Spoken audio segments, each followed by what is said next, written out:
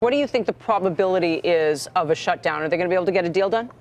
I think the probability is higher than the markets think. I think a shutdown is a very real possibility. Negotiations are fluid, but the reality is that someone has to blink. Right now, there's a lot of people on the right and the left who are holding firm. More Senate Democrats coming out against the deal. 9 Senate Democrats are going to have to cross over and vote with Republicans here.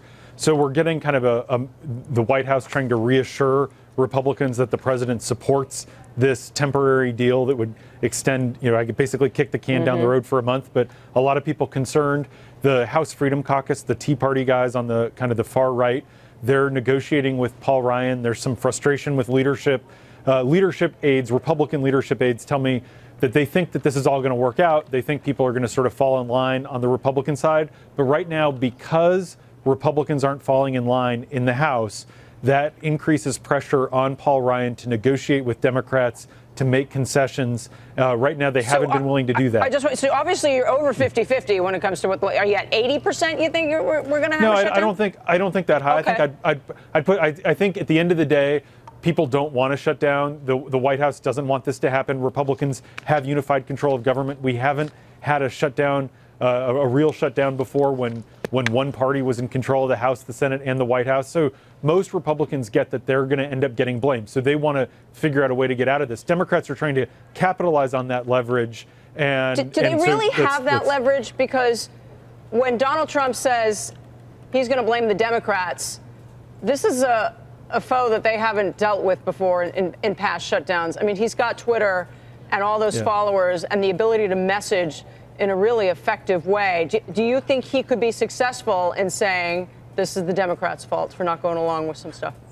So yes, I think that's important because what's significant is there are 10 Democrats up for re-election this year in states that Trump carried in 2016. And so in places like North Dakota, Montana, West Virginia, absolutely Trump saying that these Democrats are voting against the troops and blaming them could be a very effective message. So I think that there's this sort of false narrative out there that Democrats want to shut down.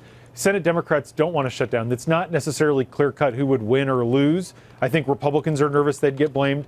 The certain Democrats, more than 9, are nervous they'd get blamed in the Senate. So I think both sides are playing poker right now, and they think the other side is going to end up caving before the midnight deadline on Friday. The problem is that both sides are under a lot of pressure from their base not to cave, and both sides think that the other side's going to. And that's, in a negotiation, a recipe for trouble. James, I understand why this is getting a lot of attention, but why isn't the Apple news and other investments that companies are making getting what it seems like a little more attention from major media outlets like the Washington Post?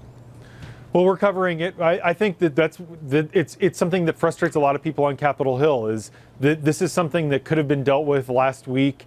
They could have, instead of passing a short-term resolution to keep the government open for a couple weeks, they could have done something to keep it open for a couple months. Republicans on the Hill are frustrated that they're not talking more about Apple and repatriation and all of this stuff, and they're frustrated that they've gotten bogged down in this kind of counterproductive, unhelpful debate, and they want to get out of it. They want to be able to talk about increased wages, bonuses, et cetera, et cetera. Hey there, thanks for checking out CNBC on YouTube. Be sure to subscribe to stay up to date on all of the day's biggest stories. You can also click on any of the videos around me to watch the latest from CNBC. Thanks for watching.